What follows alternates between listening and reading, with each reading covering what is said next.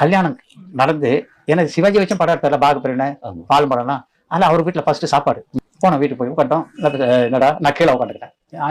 ஏய் யார் தெரியலன்னு தெரியும், கையை கட்டினா கட்டிட்டு வேலுமணி சார் பொண்ணு என்ன பெரிய பங்களாவில் வாழ்ந்த ஒன்று. வீட்டில் 10 எத்தனை கார் இருக்கும், 10-16 கார் இருக்கும். ஆமாம் நிறைய கார் இருக்கு. ஆமாம் நீ என்ன பண்ணுற, நல்ல ஒரு பங்களா வாடகை எடுத்துரு. எது நான் வந்து இஸ்லாம் பாட்டில் இருக்கிறேன். எனக்கு ஒரு பாட்டுக்கு 100 ரூபா கொடுப்பாரு, இல்லைன்னா 50 ரூபா கொடுப்பாரு.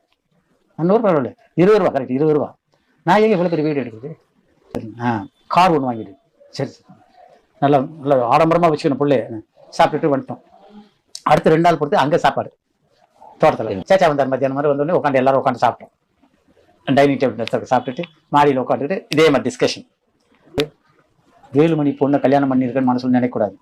சரி சார் உன்னுடைய வருமானம் என்னவோ அதுக்கு ஏற்ற வீடு எடுக்கணும்.